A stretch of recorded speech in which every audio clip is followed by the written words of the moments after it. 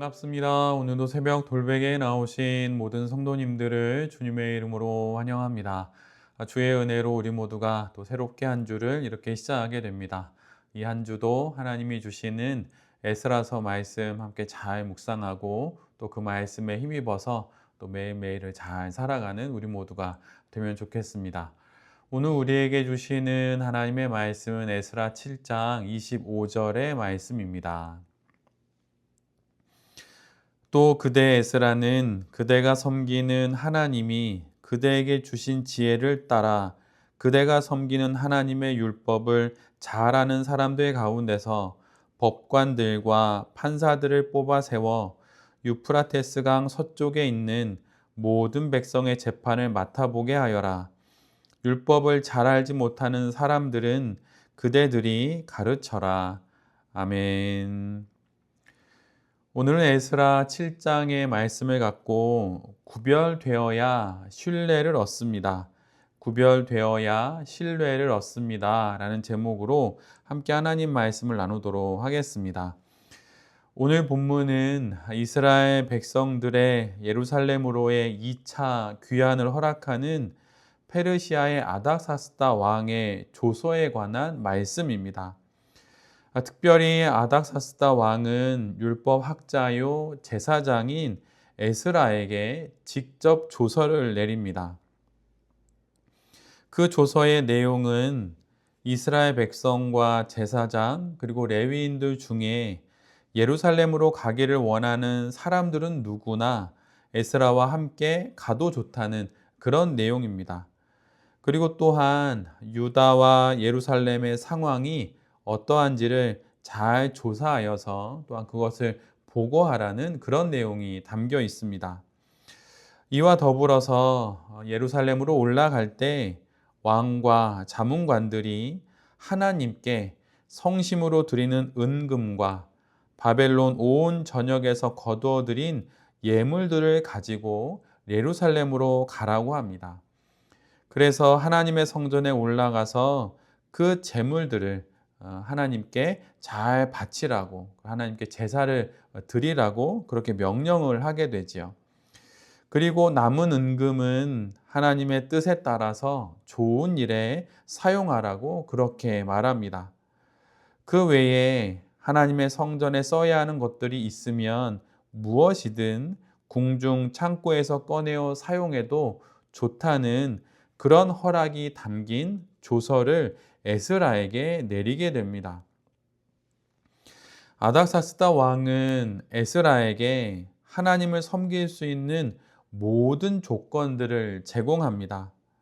그런데 여기서 멈추지 않고 한 걸음 더 나아가서 아닥사스다 왕은 에스라에게 이런 명령을 내립니다. 에스라여, 너는 내 손에 있는 내 하나님의 지혜를 따라 내 하나님의 율법을 아는 자를 법관과 재판관을 삼아 재판하게 하고 알지 못하는 자를 가르치라. 우리는 잘 알지 못하지만 일반적으로 히브리어와 또 아람어는 동사가 주어를 포함하고 있습니다. 그렇기 때문에 별도로 주어를 표기하지 않습니다. 그럼에도 불구하고 주어가 표기되어 있으면 무엇인가 특별하게 강조하고 싶은 내용이 있을 때 그런 경우에 주어를 기록합니다. 그런데 오늘 우리가 함께 본 본문 25절은 에스라라고 하는 표현과 너는이라고 하는 표현을 연이어 사용합니다. 말하자면 이런 것이죠. 에스라, 바로 그대에게, 에스라, 바로 그대의 손에 있는, 에스라, 바로 그대의 하나님의 지혜를 따라 하나님의 일을 수행하도록 하여라. 이런 뜻입니다. 그런데 여러분, 지금 이 명령을 내린 사람은 이스라엘의 왕이 아닙니다. 이방 나라의 왕 아닥사스입니다. 그가 이런 명령을 에스라에게 내리는 것입니다. 어떻게 이런 일이 일어날 수 있는 것일까요? 아닥사스다 왕이 에스라에게 전폭적인 지원을 허락한 이유가 무엇일까요?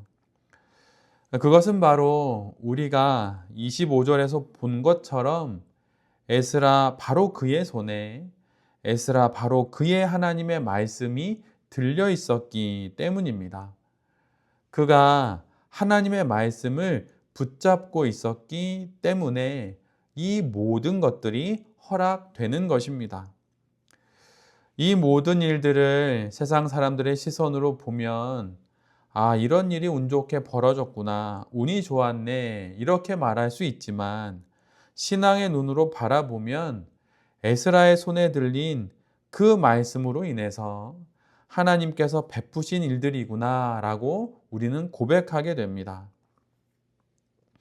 오늘 본문의 에스라의 이 모습은 이집트에서의 요셉의 모습과 참으로 많이 닮아 있습니다.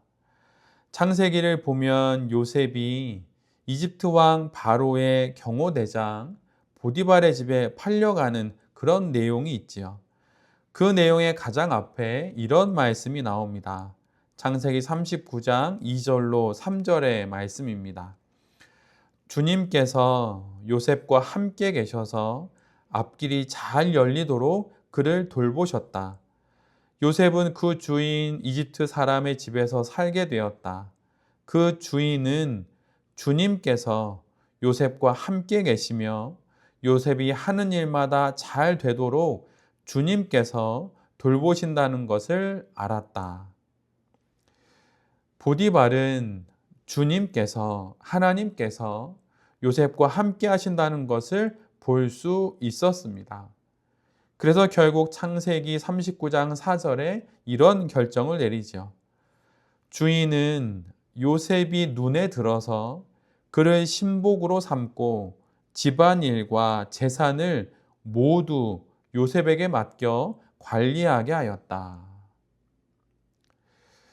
에스라이든 요셉이든 그들 모두가 세상으로부터 이런 인정을 받게 된 것은 그들이 하나님을 따랐기 때문입니다. 신앙을 더욱 가까이 했기 때문입니다.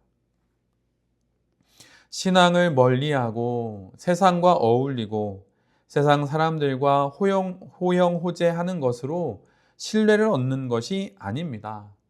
그런 것이 아니라 오히려 그 반대이지요.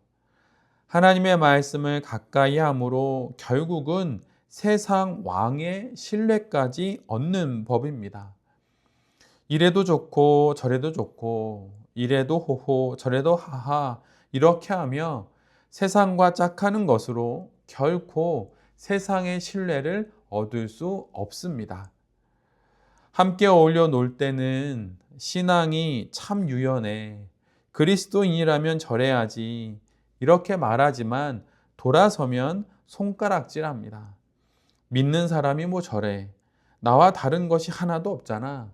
역시 신앙은 별거 아니야. 이러면서 결코 신뢰하지 않습니다. 오직 구별된 사람들이 결국 세상의 신뢰도 얻는 것입니다. 구별된 모습이 결국 신뢰를 얻는 것입니다. 그 구별이 무엇입니까? 하나님의 말씀을 손에 쥐고 흔들림 없이 그 인생을 그 말씀에 맞추어 살아가는 것입니다. 말씀으로 구별된 인생을 살아가는 것, 바로 그것을 통해 우리는 세상의 신뢰까지도 얻게 되는 것입니다. 이 구별됨을 통해 하나님의 칭찬을 받고 세상으로부터 신뢰까지 얻는 우리 모두가 될 수 있기를 간절히 바랍니다. 새롭게 한 주를 시작합니다. 오늘도 세상 속에서 구별된 자로 살아 세상이 찾고 또한 세상이 신뢰하는 그런 인생이 되는 우리 모두가 되기를 기도합니다. 바로 내 손에 쥐어주신 하나님의 말씀을 붙잡고 에스라와 같은 하나님의 사람이 되어서 세상 속에서 신뢰를 얻으며 거룩한 그리스도인으로 살아가는 우리 모두가 될 수 있기를 간절히 기도드립니다. 아멘. 함께 기도하도록 하겠습니다. 주님, 결국은 말씀이 있는 사람들이 신뢰를 얻는 법입니다. 세상이 신뢰하는 자들은 바로 하나님을 참으로 따르는 사람들입니다. 우리 모두가 그런 사람이 되게 하여 주시옵소서.